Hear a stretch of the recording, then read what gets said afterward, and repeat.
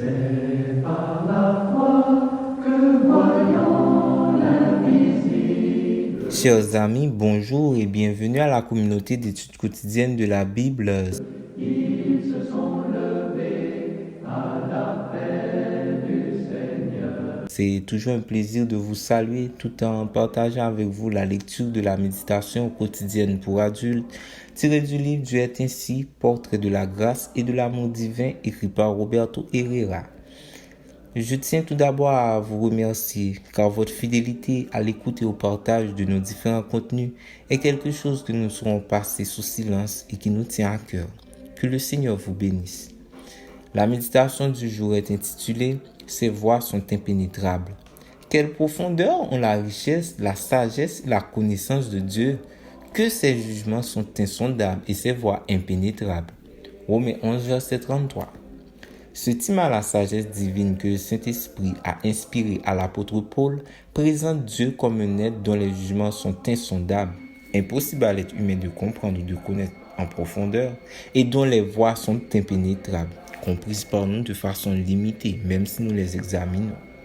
Il est intéressant de voir que, comme Dieu lui-même nous avertit ici que la connaissance que nous avons de lui est partielle et limitée, beaucoup pensent que cette incapacité à comprendre tout de lui est précisément une raison pour douter de sa parole ou même de son existence.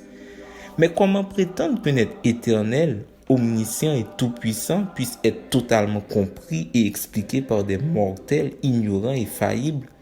Il serait suspect que rien le concernant ne nous paraisse mystérieux. Ce qui devrait nous faire douter de lui serait que nous puissions répondre à tout ce qui est relatif à lui alors que nous ne sommes pas divins. Depuis nos premiers parents jusqu'à aujourd'hui, l'être humain a lutté avec des interrogations sur Dieu, avec des doutes sur sa personne et sa nature, avec des mystères qui surviennent et que nous ne pouvons expliquer avec une information limitée le concernant et avec les grands sujets que présente sa parole inspirée. N'ayant pu comprendre le péché et ses conséquences, dominés par la peur, Adam et Ève ont choisi de se cacher.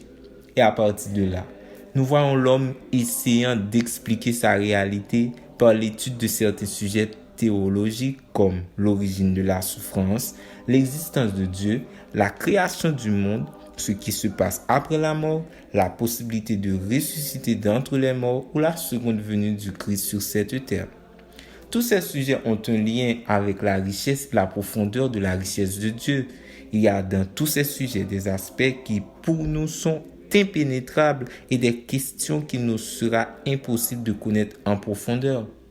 Malgré tout, et reconnaissant notre besoin de le comprendre, Dieu s'est révélé lui-même en nous permettant de connaître de lui tout ce qu'il se propose de faire pour nous et en nous aidant à nous confier et à espérer en lui. Cette révélation de lui-même n'est pas destinée à résoudre complètement notre problème de connaissance limitée, mais elle est suffisante pour nous aider à voir combien il est bon et fidèle et combien sa décision de nous sauver est ferme. Ainsi, nous pouvons continuer à avoir confiance en sa bonté et en son amour, même si nous avons des doutes et un manque de connaissance. Merci d'avoir suivi cette méditation. Nous vous souhaitons de passer une très bonne journée. Au revoir.